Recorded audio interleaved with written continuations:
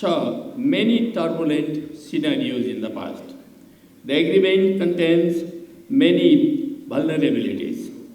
The first and foremost is that it is designed to serve the purpose of giving articulation to a deeply designed security strategy of the US government in South Asia, and therefore it may cause serious harm to the long-standing geopolitical balance in Nepal's relation with our great neighbors, the People's Republic of China and Republic of India.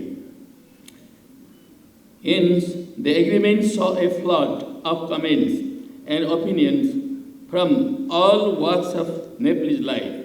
However, the major political parties that lead the government and represented the opposition bench choose to disregard the people's opinion and people's voice and the nation's interest. When the ratification process was going on, a drama was surprisingly played within the House of Representatives and the meeting of the political parties. Some political parties brought their students and youths onto the streets, but negotiated with MCC policymakers and representatives in the closed meeting rooms. Many leaders of the political parties betrayed the people and nation, and many youths, students, experts, and intellectuals for their patriotic stand suffered a lot. Some of them disappeared from the scene today, and some of them face very difficult times too. Even in the process of ratification, the then opposition party of the parliament was on the strike against the government. They tried to disturb the ratification process for their own self-interest. They had encircled the well of the house. They were making loud slogans against the government. No voice was audible to anybody when the ratification process was going on in our parliament. No voice was audible. There was noise in every corner of the house. At that very moment, one member of government put forward the proposal for ratification to the House from the rostrum. Nobody could listen to the voice of the speaker. I also went to the rostrum and opposed the ratification process. Comrade Bhim Rawal and Comrade Prem Suwal also opposed from the floor, but there was no even discussion at all within the House of Parliament.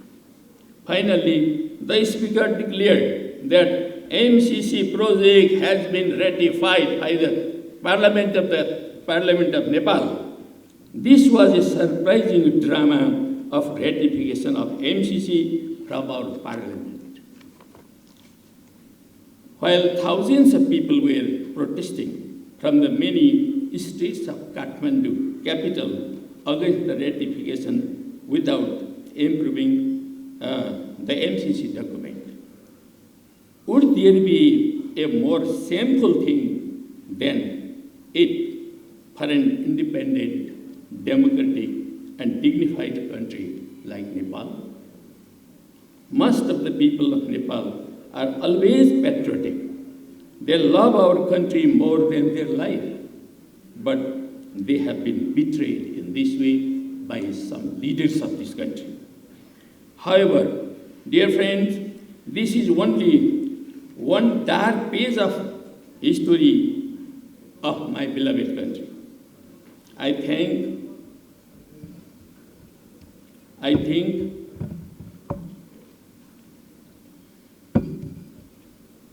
think such events are normal in the patriotic movement in the international arena too. Patriotic people everywhere must be bold enough to defend the interest of the people, nation, and their country. The betrayal of some so-called leftist outfits was outrageous in our country. They are trying to prove the MCC neoliberal strategy as a great boon to the national economic development of Nepal. It means that they fail to see the prospect of socialist revolution and transformation in our country. As predicted even in the recent constitution of our country. In this backdrop, it is necessary to reflect on what the MCC projects has achieved over the last 7 years, since the agreement was signed in 2017. The nation stands in the dark regarding its implementation. The nation does not know who works on this project, and the nation's parliament does not even refer to the progress in the parliament. The 2019 implementation agreement provides that the government of Nepal should stay completely away from the implementation of the project. And an organization called MCA Nepal can have full autonomy to implement all activities under the direct direction of MCC USA. Dear colleagues, you can see a national depression has been looming large. No ruling and opposition party leaders dare to speak in this regard. They are silent unusually. Unfortunately, those political leaders and bureaucratic officials might have their children in the USA, and therefore it is risky for them to reflect critically on MCA in Nepal. The ruling and some opposition political parties have lost sight of the geopolitical character of Nepal's foreign policy. Nepal's economic relationship with neighboring countries has been in disarray. Neoliberal consumerism has densely emerged in Nepal. The MCC agreement seeks to internationally protect the neoliberal economy and defy the socialist orientation promoted even Nepal's constitution. In this context, this conference is very, very vital and imminent. Dear friends, as we know, there were two agreements signed. Gyanendra Bahadur Karki signed the first agreement with Jonathan Nash in 2017, and the then Finance Minister Yuvraj Khatiwada signed the second agreement with the Vice Chair of the MCC in 2019. Interestingly enough, while the Nepali Congress has initiated MCC, the honor of expanding the agreement goes to the government led by one communist faction. Sometimes it looks like a joke, but it has been a reality. Of these two agreements, only the 2017 agreement was submitted to the House of Representatives for ratification or approval. Nonetheless, none of these agreements has a provision having a requirement of parliamentary ratification. Both these agreements are financial aid agreements. They are bilateral agreements in nature, and they in no way fall in the category requiring ratification by the parliament.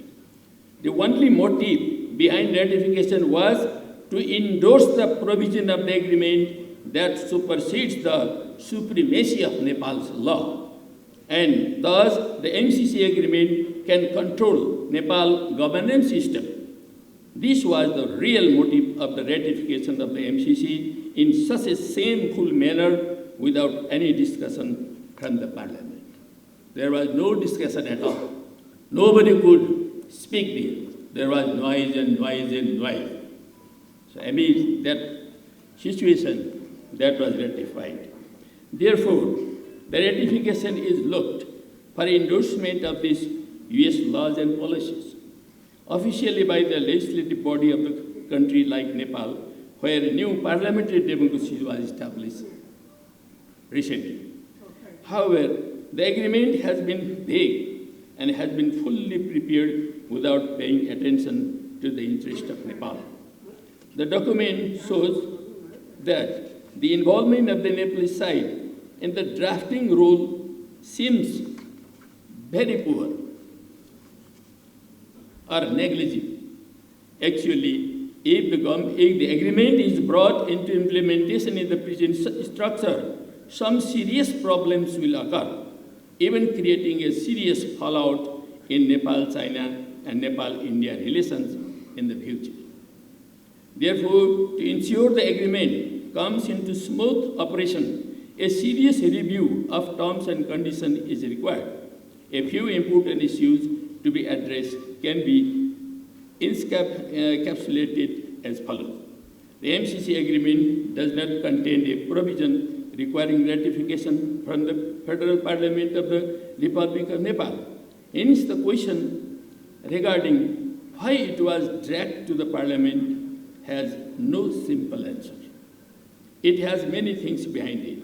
A serious concern not addressed by the org of having this agreement ratified by the Parliament is that the same demand regarding agreements and treaties may be put forward by other countries also. Even China and India also could demand. The requirement of ratification may, in fact, be pushed by some investors in Nepal and abroad to get rid of the parliamentary legislation of Nepal.